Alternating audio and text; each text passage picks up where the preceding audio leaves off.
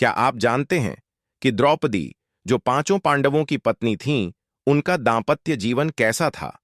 क्या यह केवल भाग्य का खेल था, या इसके पीछे छिपे थे गहरे रहस्य और शास्त्रों के अद्भुत नियम? क्या पांच पतियों के साथ रहना आसान था, या इसमें भी नियति का कोई जटिल ताना बाना था? इस वीडियो में हम आपको महाभारत के इस रहस्य से अवगत कराएंगे, जिसे सुनकर आप अचंभित रह जाएंगे। वीडियो शुरू करने से पहले, अगर आप हमारे चैनल पर नए हैं तो अभी सब्सक्राइब करें और बेल आइकन दबाएं, ताकि हमारी हर रोचक वीडियो की सूचना आपको सबसे पहले मिले। महाभारत केवल एक युद्ध की गाथा नहीं, बल्कि प्रेम, त्याग, धर्म और नियति का एक अद्भुत संगम है। इस ग्रंथ में ऐसे अनेक रहस्य छिपे हैं, जिनमें से एक है द्रौपदी का जीवन। वह एक ऐसी नारी थीं जिनके पांच पति थे, पांचों पांडव। लेकिन क्या आपने कभी सोचा है कि वह कैसे पांचों के साथ जीवन व्यतीत करती थीं? क्या यह केवल नियति का खेल था, या इसके पीछे कोई गहरी आध्यात्मिक व्याख्या छिपी थी? द्रौपदी, जिन्हें याज्ञसेनी भी कहा जाता है, राजा द्रुपद की पुत्री थीं। उनका जन्म एक विशेष यज्ञ से हुआ था, और कहा जाता है कि वह पूर्व जन्म में एक महिला थीं, जिन्होंने भगवान शिव से वरदान मांगा था कि उन्हें एक ऐसा पति मिले जिसमें अनेक गुण हों। लेकिन शिव ने उन्हें पांच अलग अलग गुणों वाले पांच पतियों का वरदान दे दिया। इस वरदान का ही परिणाम था कि उनका विवाह पांचों पांडवों से हुआ। अब सबसे बड़ा प्रश्न यह उठता है कि द्रौपदी ने पांच पतियों के साथ किस प्रकार जीवन जिया। महाभारत में इसको लेकर कई कथाएं प्रचलित हैं। द्रौपदी के लिए एक विशेष नियम था कि वह एक समय में केवल एक पांडव की पत्नी बन सकती थीं।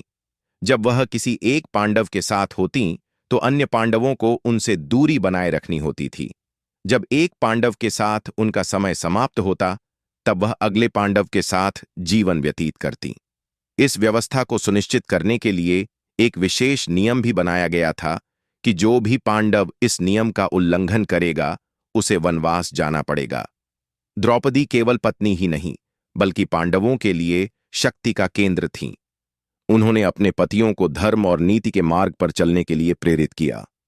उन्होंने महाभारत के युद्ध में एक अहम भूमिका निभाई और कौरवों के अन्याय के विरुद्ध अपनी आवाज उठाई। कौरवों द्वारा की गई एक भयंकर गलती ने महाभारत के युद्ध को जन्म दिया। द्रौपदी के अपमान के कारण पांडवों ने कौरवों के विरुद्ध युद्ध छेड़ दिया। यह केवल एक युद्ध नहीं, बल्कि अधर्म के विरुद्ध धर्म की लड़ाई थी। द्रौपदी के पांच पतियों का व्यक्तित्व और विशेषताएं: युधिष्ठिर, धर्म के प्रतीक और न्याय प्रिय राजा; भीम, असीम शक्ति और अपार प्रेम के प्रतीक; अर्जुन, अद्भुत योद्धा और भगवान कृष्ण के प्रिय; नकुल, अपूर्व सुंदरता और कुशल अश्वपालक; सहदेव, बुद्धिमान और ज्योतिष विद्या में निपुण। द्रौपदी को पांचों पांडवों से अलग अलग विशेषताएं और प्रेम मिला, जिसने उनके जीवन को संतुलित बनाए रखा।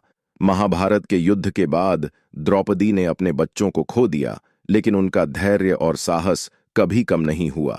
स्वर्गारोहण की यात्रा में जब पांडवों ने एक एक करके शरीर त्याग दिए, तब द्रौपदी सबसे पहले गिर गईं।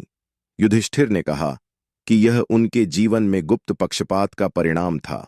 द्रौपदी का जीवन केवल एक नारी का जीवन नहीं था, बल्कि यह एक प्रेरणा है कि कैसे कठिन परिस्थितियों में भी अपने धर्म और मर्यादा का पालन किया जा सकता है।